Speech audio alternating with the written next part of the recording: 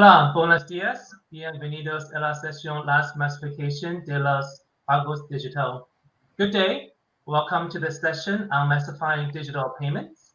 My name is Ziyang David Fan. I'm the head of digital trade at the World Economic Forum, and I'm the moderator for this panel. For those of you who attended yesterday, there was already an excellent discussion on digitalization and financial inclusion. Today, we will continue this discussion, but with more focus on how to accelerate digital payments in the region. This is a topic I care deeply. The World Economic Forum is currently working with IDB Lab on a digital payments project. We're bringing the public and private sector together to co-design policies to massifying digital payments in Latin America and Caribbean. We welcome all of you to join our efforts.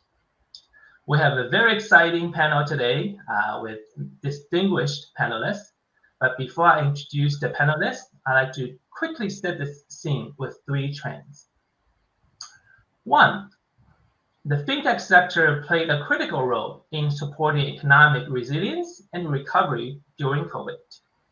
According to one study, 50 million new consumers purchased online for the first time during COVID in 2020, and we expect about the same amount, 50 million consumers in the region in 2021.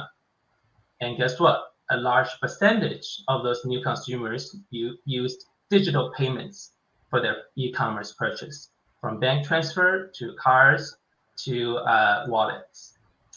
In addition, the government, the public sector, used digital payment infrastructure to distribute COVID relief and aid, which brought in millions of previously unbanked population. Two, despite the improvements, we still have a long way to go. The e-commerce purchases, about 20% of the consumers are still paying e-commerce either using cash or cash voucher, and almost half of the Latin America population remain unbanked. Three, there's urgent need to bridge the gap between policy and the fintech advancements. According to a recent World Economic Forum and Cambridge survey, nearly half of the companies surveyed requested for regulatory support, such as faster authorization and access to liquidity. So lots of things we can work on. So what do our esteemed panelists think about these different issues? What are their experiences and what have they seen on the ground in the past year and a half? So let's dive in. But first, let me introduce them in alphabetical order. First, we have Marianne Crocio, who is the COO of Clip, a leading digital payments and commerce platform in Mexico, and my understanding, the first fintech unicorn. So welcome, Myriam. Thank you.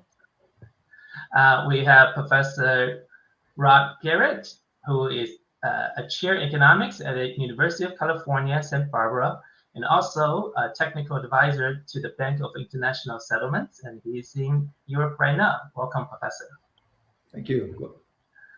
Last but not least, Mr. Darren Ware, who is the Vice President of Latin America and Caribbean of Mastercard. Mastercard has been very active in the region, especially on financial inclusion. So welcome, Darren. Thank you. We may have one more panelist to join us soon, but let's get the show started, as they say. So first of all, we will spend the next about half an hour, 40 minutes, is to talk about three themes: the opportunities, the challenges, and the solutions. So I'll start with you, Professor. Would you like to set the scene for us from your perspective on the opportunities and what you have witnessed when it comes to digital payments in the region? Please. Yeah, thank you very much. So I think this is a very timely discussion, since it does appear that access to digital payments in Latin American and Caribbean countries lags behind other regions in the world. And that includes not only advanced economies, but other emerging market economies. And so just to set the stage, here are just a few statistics. So according to a recent report from the Bank for International Settlements, where I'm sitting right now, less than 50% of say LAC residents have access to transactions accounts to make and receive payments. And in contrast, 92% of residents in advanced economies, 80% of residents in emerging Asia, and 70% of residents in other EMEs have such access. So the reason for this disparity are largely related to shortcomings of conventional payment platforms that seem to persist in these countries. And these shortcomings seem to include limited operational hours, high costs, and sometimes weak interoperability across systems. And in some cases, these are combined with poor financial literacy and heavy reliance on cash, which in turn limits access to broader financial services such as credit markets. So what I've seen over the last few years is that central banks in the LAC region have undertaken major initiatives aimed at promoting more efficient and inclusive payment systems. Regulations promoting interoperability seem to be helping in countries like Brazil, Costa Rica, Uruguay, but have had less success in other places. There are lots of things that private market participants can do to improve the situation, but I'd like to take the time I have in these introductory remarks to talk about the public initiatives known as central bank digital currencies or CBDCs. So I'd like to talk a little bit about how this new innovation might be useful in solving some of these problems.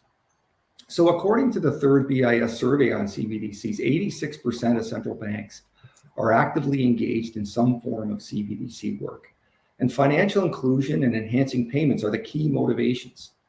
So interestingly, while enthusiasm is high among central banks, many still report that they're uncertain as to whether they have the legal authority to issue CBDC. And some, such as the Riksbank, have gone so far as to ask the government for guidance on this. So for example, the governor of the Riksbank recently asked the government to review the concept of legal tender. And I would say that this legal uncertainty is coupled with an imperfect understanding of public attitudes towards CBDC. And by the public, I include consumers, merchants, PSPs, banks, etc. Basically everyone who interacts with payments on either side of the market. Now, recently, central banks in Canada, the Netherlands, and the UK, and the ECB have gone out for public comment, which is excellent, but more countries need to do this. I think dialogue between central banks and market participants is crucial. Solutions don't work when there's resistance. The central bank in Ecuador launched Dinero Electrónico around 5 years ago. Dinero Electrónico is a mobile payment system that allowed individuals to store cash electronically and make transactions on their cell phones. And there are lots of reasons why the public would have benefited from this system, but people did not sufficiently embrace it, and private banks opposed it. And so in the end, it failed. An even earlier example is the Advent smart card system in Finland. Again, this was a situation where the central bank offered a payment instrument with desirable features, but there was insufficient consumer demand. And so it was eventually discontinued.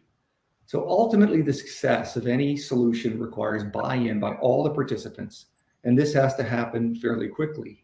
I think momentum is the key to initiating change. I'd also like to make, sorry, go ahead. No, sorry, go ahead. Yeah, please. I'd also just like to make a couple of remarks about notable developments in the Caribbean. The Bahamas recently launched its sand dollar, which is a version of a central bank digital currency. And the Bahamas has had problems that are similar to Ecuador in some ways. So there's this need to distribute physical cash, which is perhaps harder since the Bahamas is made up of a large collection of islands. And the Bahamas was also motivated by financial inclusion. And they facilitated this by having 3 tiers of KYC. That's the rules for knowing your customer. And the objective was to make it easy to transact digitally at some level. So the levels of information that was required in order to use the sand dollar are lower if the amounts that you're transacting are lower. And the idea is to basically make it easier to transact digitally than it is to open a bank account. So it's really about taking small steps to eventually more complete financial inclusion. And finally, let me just talk a little bit about Dcash. So this is a CBDC essentially issued by the Eastern Caribbean Currency Union. And it's interesting because it's one of the few blockchain-based CBDCs in existence. It operates on Hyperledger Fabric. And the use of blockchain, which I hope we'll talk about a little bit more in this panel, introduces new opportunities for programmability, but it also adds challenges related to things like scalability and technical requirements. So for instance, Dcash is accessible only using a smartphone and is not currently available offline. And so that limits its usefulness as a means to financial inclusion. So in short, I think that it's quite interesting to think about how we can improve payments in LAC countries. I think we should be thinking about private solutions, but we should also be entertaining what can be done from the government side, how the government can facilitate private solutions, and what government-run solutions there can be. But most importantly, I think that success is driven almost entirely by not just buy-in by all the participants, but by cooperation by all the participants. And I guess I'll stop there. So thank you. No, thank you so much, Professor, for setting the scene and also bringing up the important point about CBDC. We'd definitely love to talk more. So the forum, we actually have another project on CBDC. So super interesting topic and very important for digital payments. At the same time, there are other options, more current options for digital payments, such as cards, bank transfers, wallets. Let me maybe turn over to Myriam to share her thoughts. Myriam, go ahead. Yes, can you hear me well? Yes, perfect. Yes, perfect. So thank you again for having me here. I'm very, very honored. And yes, I think I totally agree with Professor. Opportunities here, and what the pandemic has bring us is actually the result of what is a need to have electronic payments in place. Some numbers in Mexico, for example, during the pandemic, during 2020, total payments didn't grow at all. But digital payments, card not present transactions actually grew, while card present transactions dropped. So this was a concern because we all thought that everything was growing, but actually it didn't. But what is most interesting is that what we are seeing today in 2021, actually total payments are growing now. Card present are recovering as the same trends that we had before pandemic, but non-card present transactions are growing even faster. And that is that is a very good sign that what came during the pandemic is staying, is remaining.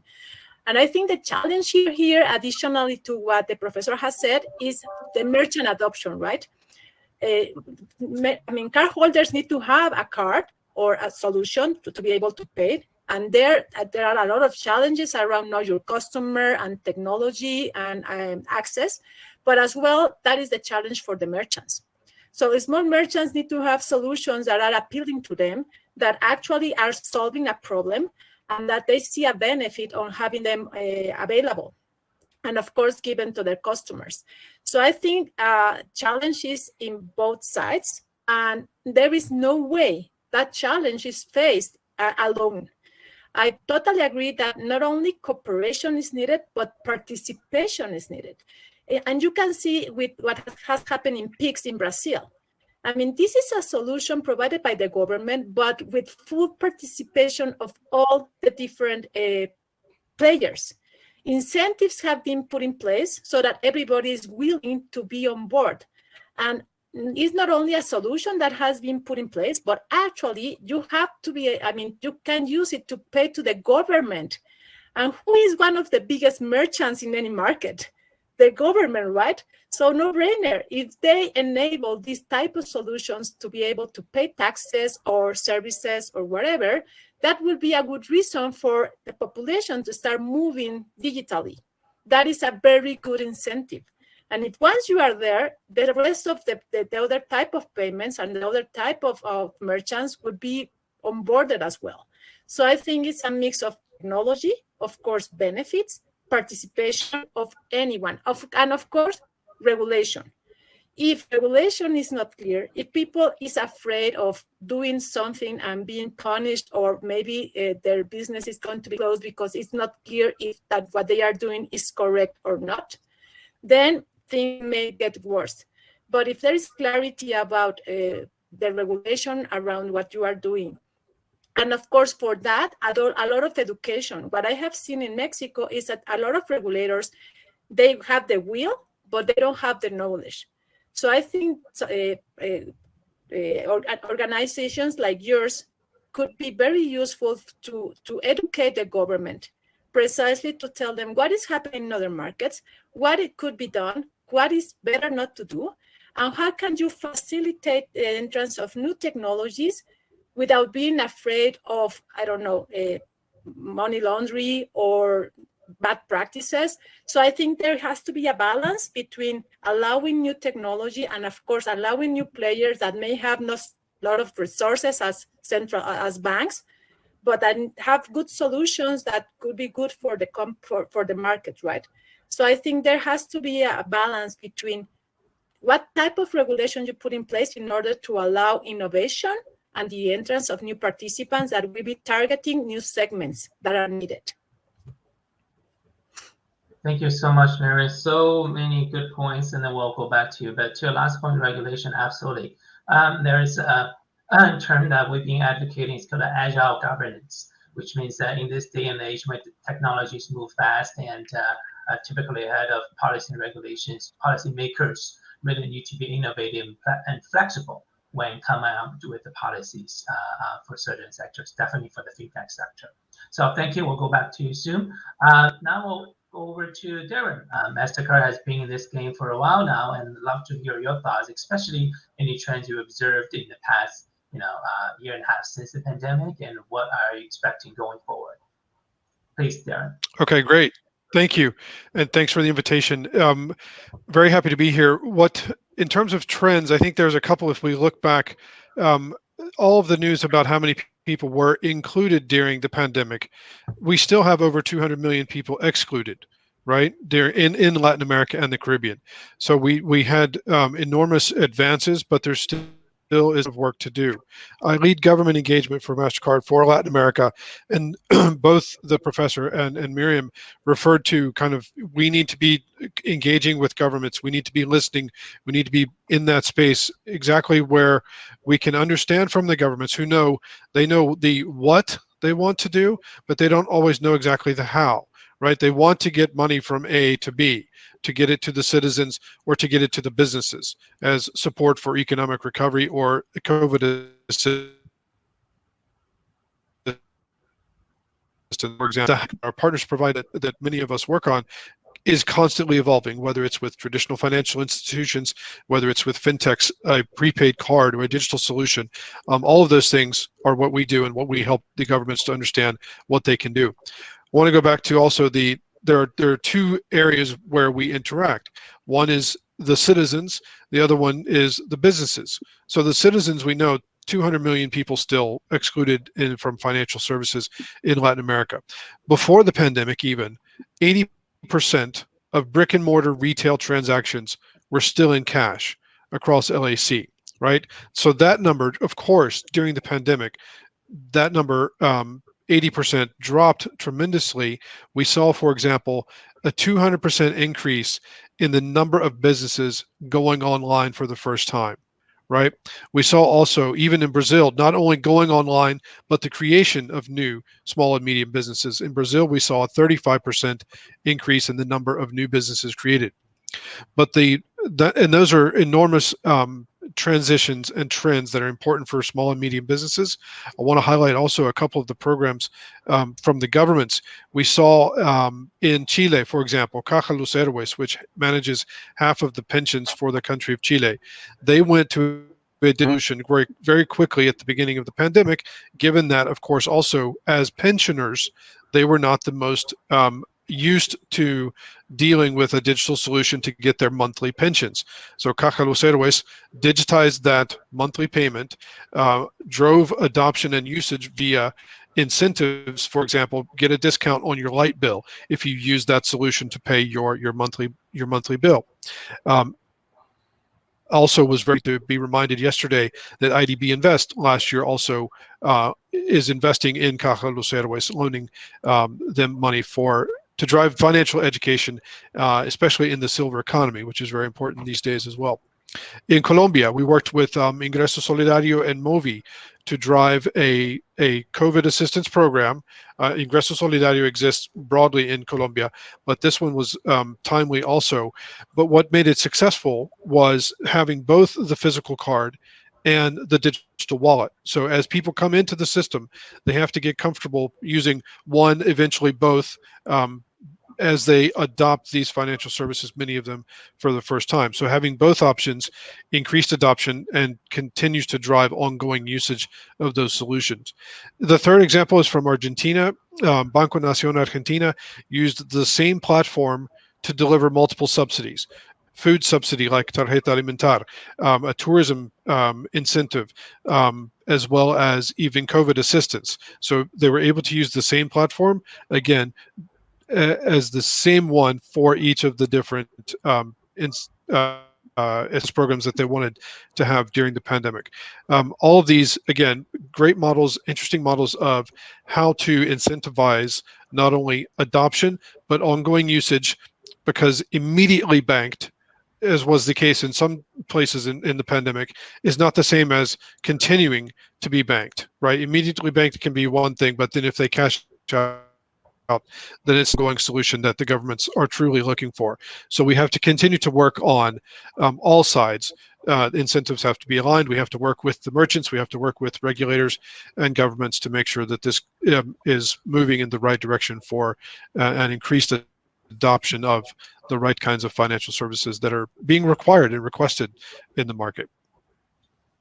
Thank you so much, Darren. Maybe I'll go reverse order, so just to pick up on the point you mentioned. I think there was you mentioned the local, the regional governments have been active using digital payment platforms to distribute aid or relief measures, which is excellent. And I think, as Myriam also mentioned, the government needs to play a role in this. So maybe to pick up where you left off, what are some challenges then do you see? What are some, the biggest obstacles in furthering the digital payments adoption in the region? COVID definitely gave us a boost, but as you said, immediate bank, it doesn't mean continued bank. Is the boost enough? And how do we maintain this momentum? And then we go back to Myriam, Professor. Please, Darren. Yeah. Sure. I think habits, whether cultural or simply habits of using the existing solution that you have today, we've all used cash forever. It's very easy. We know how to use it. We know what it means. We know where it is.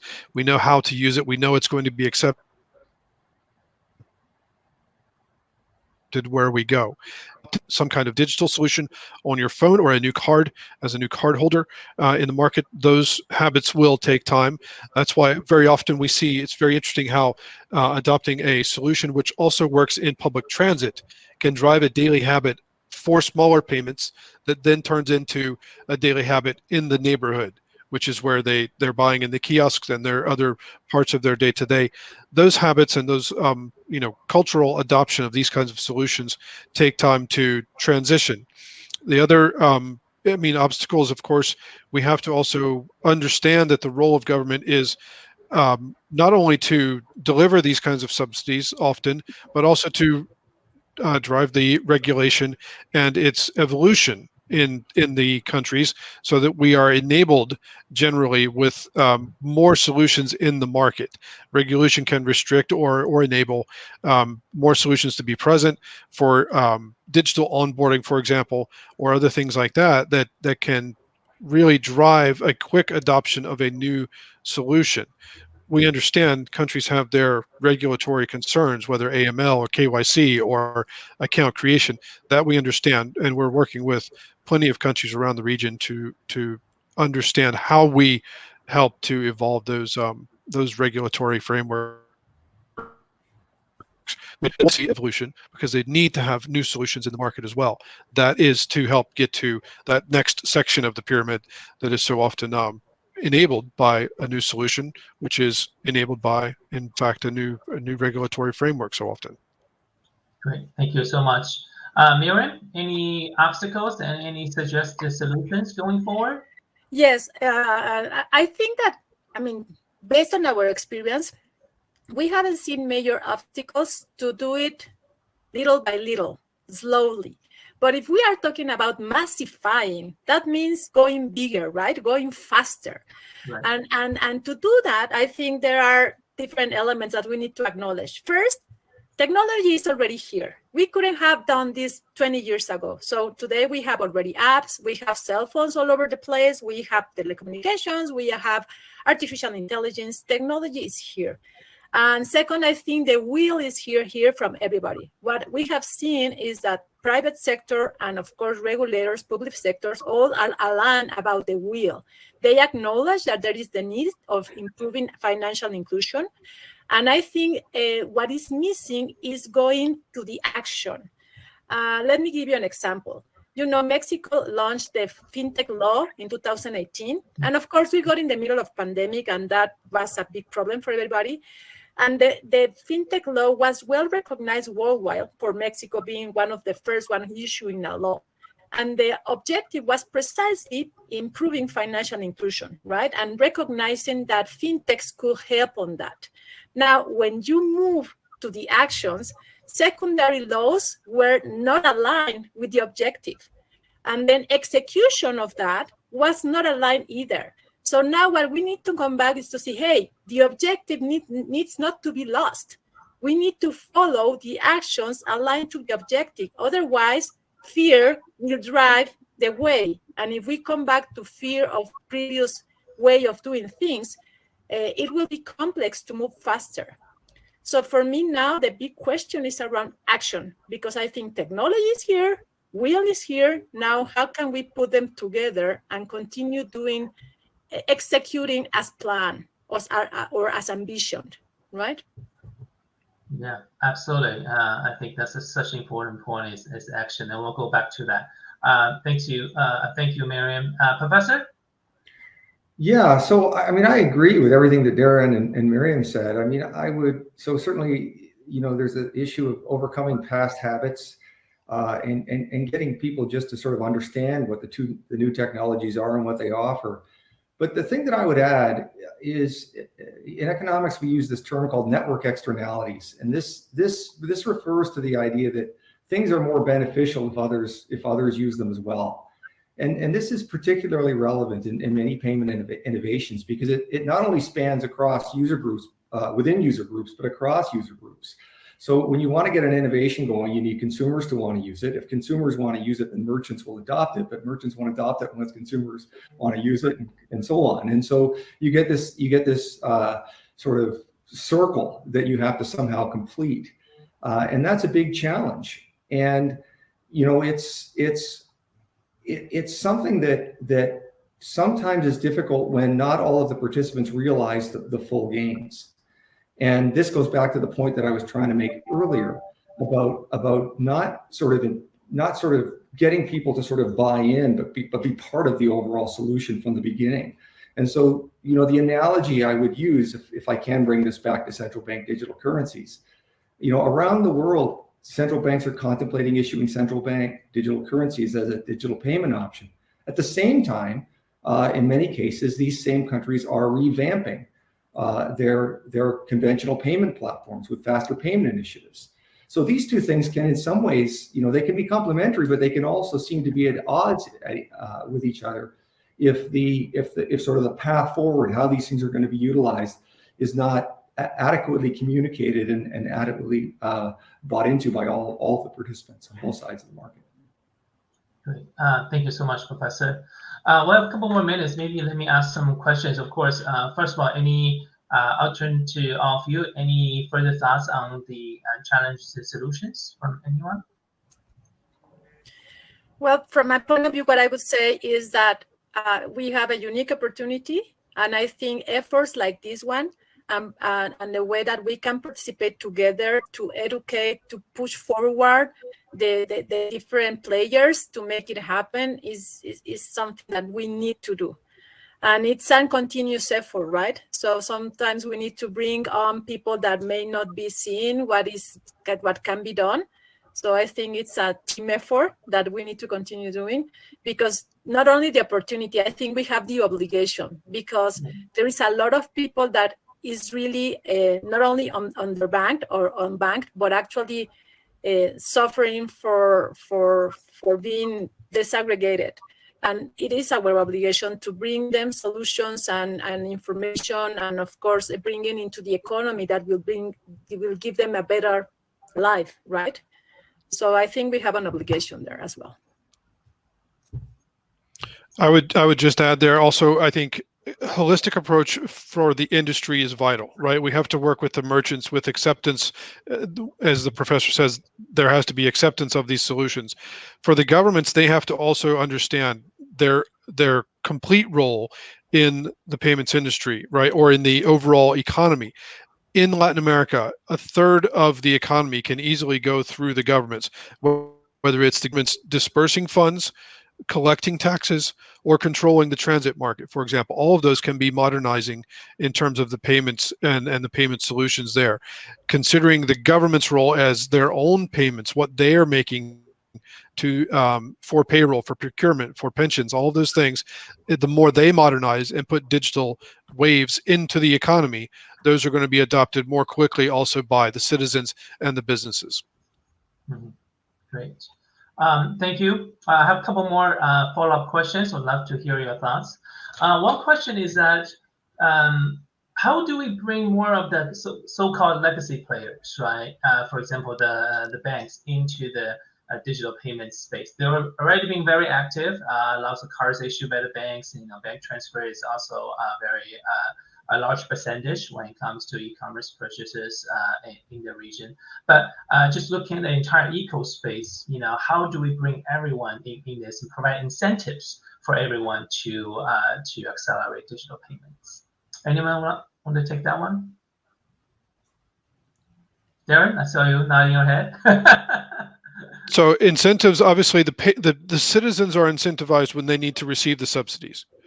The SMEs are incentivized when they need to receive recovery credits or they need to receive digital payments. That's why we've seen an enormous rush online by the SMEs that need to be able to survive by accepting digital payments for their services, which they would otherwise not be able to accept or had not been able to accept. Creation of new SMEs as well. They're incentivized because that's how they're going to continue to have an economic sustainable presence as a business in the market. All of these things are the incentives. The governments are understanding, I think, more and more and more how much those incentives are critical and can drive the evolution of all of these digital solutions and payment solutions in general, right? Yeah, from my point of view, banks, for example, they were afraid of new players coming to steal part of their businesses. And I think they have recognized that new fintechs are not bringing to steal business, but actually to grow the pie. And by growing the pie, everybody grows. Mm-hmm. And I think that is what they need to recognize. And for example, something that banks could do, and now we all are suffering, specifically in card not present transactions, are approval rates. Fraud. I mean, it's amazing how we have very high levels of fraud in Mexico and in Latin America.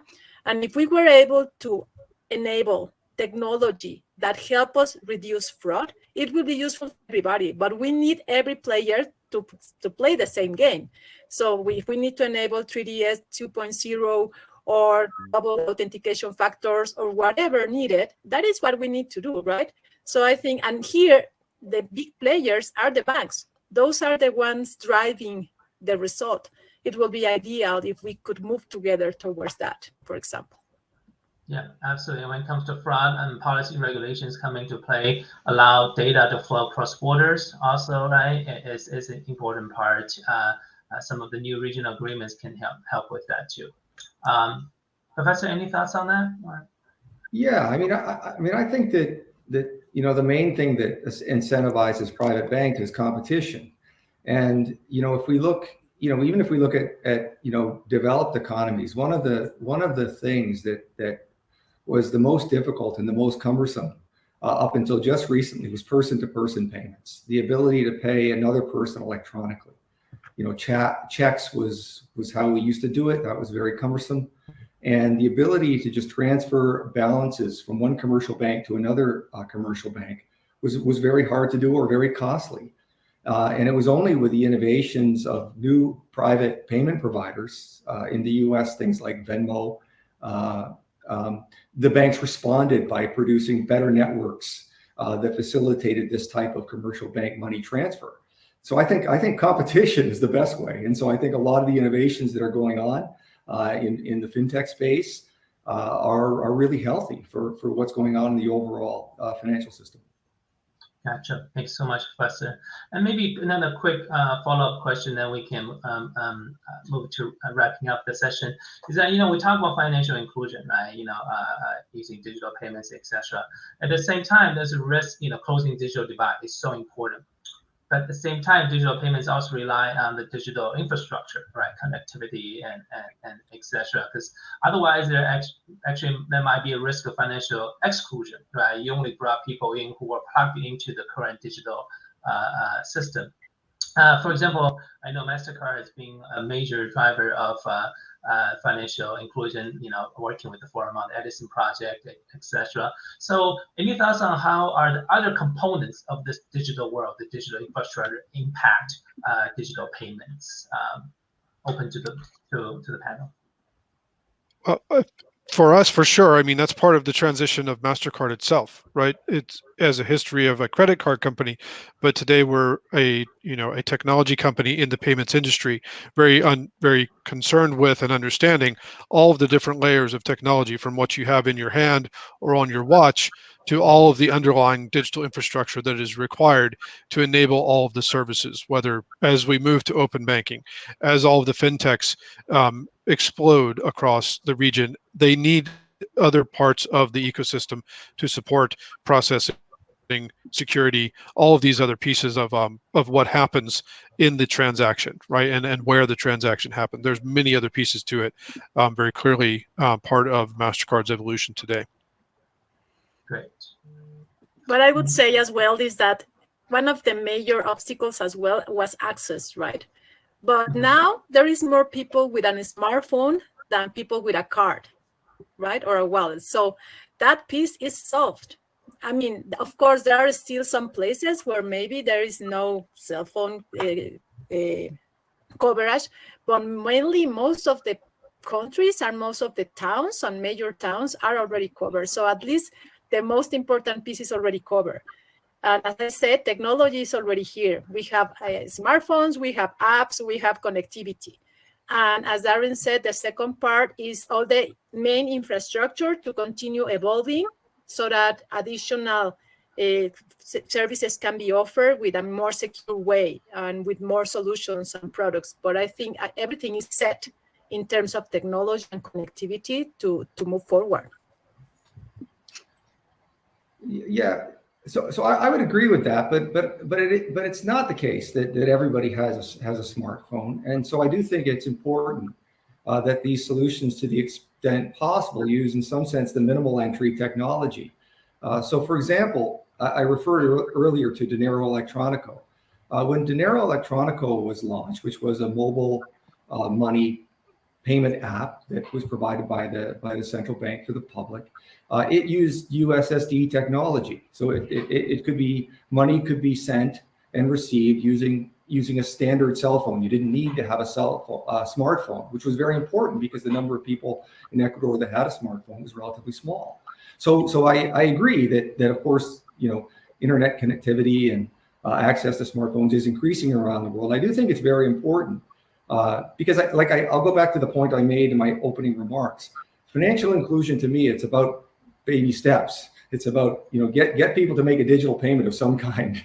That's step one, and then you can take them to another level, and then you can start getting them to think about accessing credit markets and so on. But it's a process, and the best way to get people started is to use the least sophisticated technical solutions if you can. Agree. You know what? This has been a fantastic conversation. I wish I had more time. But to wrap up, let's wrap up looking to the future. So imagine this is year 2050. So about 30 years down the road. If you look at the region in Latin America, if you look at the digital payments space, what do you see? What do you hope to see? We'll start with the Professor, go to Myriam, and their Professor. Wow, that is a great question. What I would like in Latin America is to be at the level of other developed countries, like, I don't know, Sweden or Japan, or I don't know, where at least 50% of payments is done electronically, and at least 50% of population is already included, or 60 or more. As I agree with Professor, these are baby steps. We are quite behind with other markets, and a lot needs to be done. But at least if we can be at that level, we will be incredibly well. So that will be my aspiration. Great, thank you. Professor Garatt, go ahead.